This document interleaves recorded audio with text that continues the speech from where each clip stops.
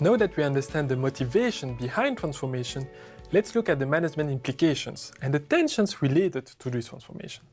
Once again, I will rely on my own experience in Vietnam and Kenya, and on the analysis done with Céline Louche to determine the tensions related to transformation. I will summarize here our key findings on this issue. Our study in Kenya and Vietnam suggests that there are three main tensions that will emerge. We will call the first one redefining identity. Through the transformation, MFIs have to redefine who they are and why they exist. Who they are becomes fuzzy as they wonder, are we like the NGOs, the social sector, or are we like the banks? The comparison is no longer clear. The transformation created ambiguity with regard to the identity of the MFI. In some cases, it resulted in a change of name. The second tension emerging with transformation is related to the work on legitimating transformation. Many MFIs are confronted with legitimacy issues during the process of transformation. If transformation is well accepted by certain stakeholders, it is less so by others. The legitimation issues arise because of the recombination of the balance between social and financial objectives, and the redefinition of the image, both internally and externally. Microfinance is balancing two very different groups of stakeholders to whom they have to report and gain a license to operate, the social group and the commercial or finance group. Those two groups have very different expectations and evaluation criteria. By transforming, they are putting their legitimacy into an unbalanced state. We have noticed that redefining identity and legitimizing transformation can lead to a decoupling of identity and actions.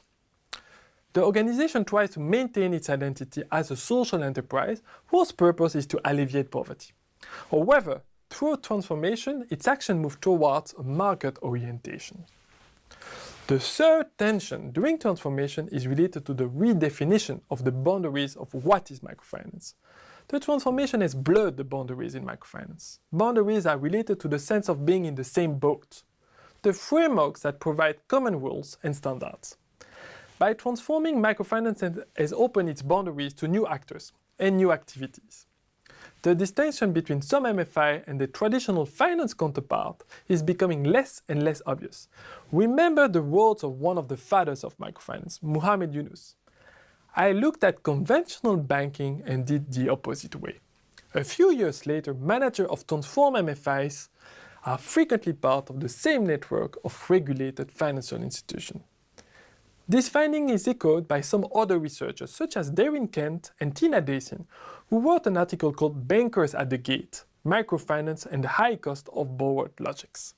One of the key messages was that the commercial banking logic increasingly displaced the microfinance field's foundational poverty alleviation. We will talk next week about their research. These three tensions were thus related to identity, legitimacy, and the boundaries of the sector. Next to them, I also would like to raise a few tensions related to human resource management. Transformed microfinance institutions need new skills to be able to respond to the new stakeholders we just mentioned. Their reporting is different, and they frequently require some more frequent and precise financial information. Think about requirements of the central banks, for instance. MFI were not used to coping with these requirements. It's totally new for them. It implies new financial expertise to be found from within the MFI, or most often, new people to hire. The flip side of the coin is that some members may leave the company, for instance, because of the new identity of the microfinance institution. They were originally working for a non-profit organization, frequently accepting lower wages than people doing similar jobs in for-profit companies. They wake up in a for-profit and regulated company. For some members of the staff, they appreciate this transformation because they feel it will push them to be more efficient or even eventually earn more money.